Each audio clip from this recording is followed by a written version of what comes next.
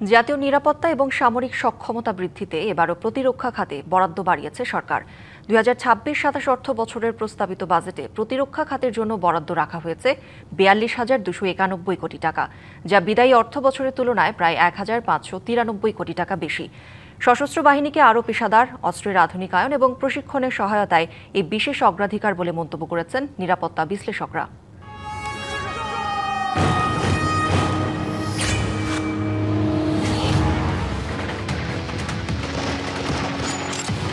পরিবর্তিত বৈশ্বিক রাজনীতি এবং আঞ্চলিক নিরাপত্তার প্রেক্ষাপটে দেশের সার্বভৌমত্ব রক্ষায় সশস্ত্র বাহিনীকে আরও আধুনিক করার রূপরেখা রয়েছে এবারের বাজেটে। তারই প্রতিফলন হিসেবে বাজেটে প্রতিরক্ষা খাতে বরাদ্দ আরও এক ধাপ বৃদ্ধি করা হয়েছে। প্রস্তাবিত প্রতিরক্ষা বাজেটে বরাদ্দ ৪২,২৯১ কোটি টাকা, যা গত বছরের সংশোধিত বাজেটের চেয়ে ১,৫৯৩ কোটি টাকা বেশি।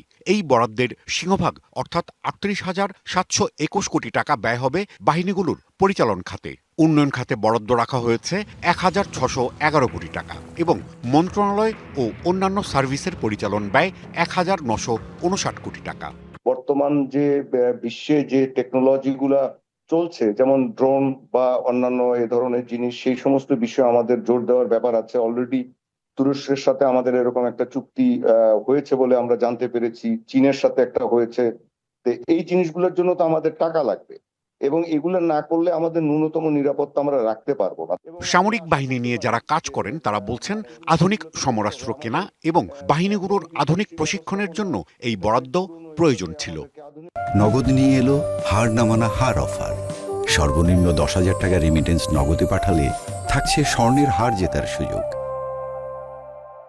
ইউক্রেন কিভাবে রাশিয়ার মতো এত বড় একটি শক্তিকে আপনি যুদ্ধ করে ঠেকিয়ে দিচ্ছে, তো এই জিনিসগুলো লক্ষ্য করলে হয়তো আমরা একটা গাইডলাইন পাবো যে এদিকে আমাদের এই বাজেট গুলাকে ব্যবহার করে সেই দিকে আমরা অস্ত্র সজ্জিত করতে পারি। এটার মানে এই না যে বাংলাদেশের ধরেন আমরা কেউ কথার কথা বললাম যে ১,০০০ ট্যাঙ্ক দরকার, না, বাংলাদেশের হয়তো ১,০০০ ট্যাঙ্ক দরকার নেই, আমাদের এত ওরকম ভূমিও নেই। কিন্তু আমাদের প্রতিরক্ষাকে ঠিক করতে গেলে আমরা ইউক্রেনের দিকে লক্ষ্য রাখবো, আমাদের মধ্যপ্রাচ্য সংকটের এই যুদ্ধের দিকে লক্ষ্য রাখবো যে ওরা কিভাবে বৃহৎ শক্তিকে ঠেকাবো। আমরা সেভাবে নিজেদেরকে সজ্জিত করার জন্য এই বাজেটগুলোকে ব্যবহার করতে পারি। প্রতিরক্ষা বাজেটে বরাদ্দ যৌক্তিক বৃদ্ধি দেশের সার্বভৌমত্ব সুরক্ষায় ইতিবাচক ভূমিকা রাখবে বলে মনে করছেন সামরিক খাত সংশ্লিষ্টরা।